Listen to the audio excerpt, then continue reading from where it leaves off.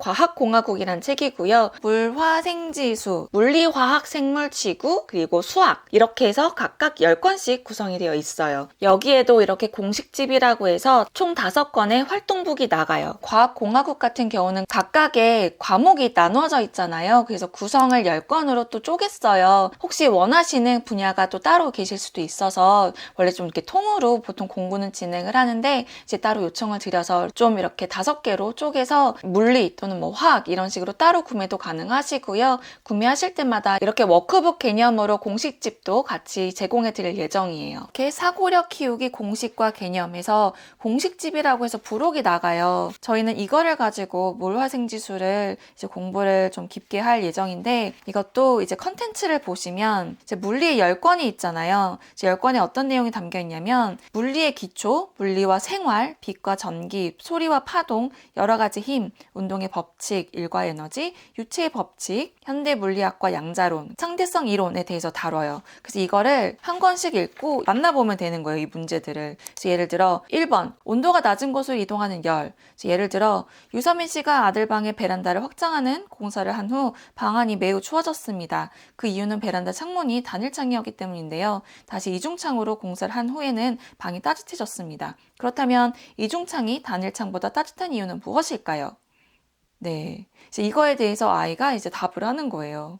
물체의 비행에 영향을 주는 공기의 저항, 탄성의 성질을 이용한 저울, 상대 속도의 원리를 이용한 자동 도로, 충돌에 영향을 미치는 물체의 속력과 질량, 직렬 연결과 병렬 연결의 차이, 질량과 무게의 차이점, 체중에 늘리는 반작용, 원심과 구심력. 이런 식으로 아이에게 상황을 주어주고 왜 이런 일이 가능할까요? 왜 이런 일이 있나요? 왜 그럴까요? 그 이유는 무엇일까요? 이런 질문을 계속해요. 근데 사실 이런 내용이 일상생활에서 나올 법한 일상생활 얘기인 거잖아요. 물리라는 게 사실은 우리 일상생활을 하면서 경험하는 그런 것들을 논리적으로 왜 이러는지를 배워나가는 거잖아요. 네. 그래서 아이가 이렇게 물리에 대해서 집중적으로 좀 질의응답도 하면서 읽어나가면 정말 중학교든 고등학교든 잘 준비가 되어 있지 않을까라는 생각이 들었어요. 수학 법정 같은 경우도 이런 식이에요. 그래서 수학의 기초, 그래서 올바른 식 세우기, 이진법, 거듭 제곱의 위력, 배수, 비율, 평균, 속력, 확률에 의한 계산, 단 한 번의 다리 건너기. 이런 문제 같은 경우는 딱 보면 우리는 이제 한붓 그리기를 떠오르잖아요. 어른들은 이 문제를 도식화하면 이제 그 유명한 한붓 그리기가 되는 건데, 그래서 이런 질문을 통해서 아이가 알아가는 게 저는 되게 좋을 것 같더라고요. 네네. 조합이라던가 여기 해설도 다 있고요. 공식 개념도 있고. 네, 이런 식으로 스토리텔링 통해서 수학과 과학을 만나면 네, 되게 흥미롭지 않을까요? 막 무조건 외워, 암기 하듯이 하는 것보다. 네, 아직 다 하지는 않았지만 네, 지금부터 이제 열심히 하려고 시동 걸고 있습니다. 지구도 한번 보여드릴게요. 대기의 고도와 비행, 화산 용암 그리고 마그마, 해수에 의한 풍화, 조륙 운동, 온실 효과, 고도와 기압, 황사현상, 네, 황사현상, 조류 이야기, 그죠? 달의 하루, 펄스 이야기, 그래서 이렇게 해설이 나와요. 그래서 이런 식으로 얘도 동일합니다. 해설이 있고 공시가 개념이 있고, 네, 우리가 많이 들어본 그것을 정말 이제는 학습적으로 제대로 배우는 거죠. 2권만 더 보여드릴게요. 생물이고요. 왠지 저희 아이는 생물을 가장 어려워할 것 같아요.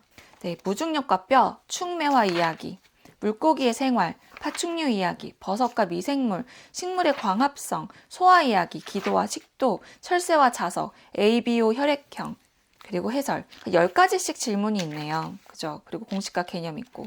네. 네, 이렇게 서술형을 작성을 해보는 연습을 해야 돼요. 이것도 다 연습이 필요한 거예요. 네, 내가 아는 거를 말하는 것도 연습이 필요한데 이거를 글로 나타내는 것도 되게 중요하거든요. 마지막으로 화학 보여드릴게요. 화학은 공기보다 무거운 기체, 기체의 용해도와 압력, 액화와 기화, 납중독의 위험, 밀도의 정의, 연소의 조건, 끓는 점과 압력, 이온과 소금물, 산의 성질, 혼합물의 끓는 점, 이런 것들을 이 첫 번째 책을 보면 배울 수 있는 거예요. 이 첫 번째 책을 보면. 네, 이렇게. 막 판사 있고요, 변호사 있고요. 그러면서 서로 공방을 펼치는 거예요. 네. 네, 그래서 과학성자 끌어올리기 해서 뭐 밀도에 대한 얘기도 자세하게 설명을 해주고, 네. 달에서의 유통기한? 달에서는 음식이 상하지 않을까요? 아, 이거 읽으면서 저희 아이가 그랬는데 여기에 나온 내용 중에 유통기한이란 음식을 상하지 않은 상태에서 먹을 수 있는 기간입니다. 그러나 지구에서 만든 음식의 유통기한은 지구에서만 적용되지 지구와 환경이 다른 달에서까지 확대 적용된다고 말할 수는 없습니다. 이 문장을 읽더니 저희 아이는 이 유통기한의 정의를 보더니 자기는 동의하지 않는다고 그러면서 저랑 대화를 나눴던 적이 있어요. 음식을 상하지 않은 상태에서 먹을 수 있는 기간이라는 말은 맞지 않다고 좀 저랑 막 공방을 펼치더라고요.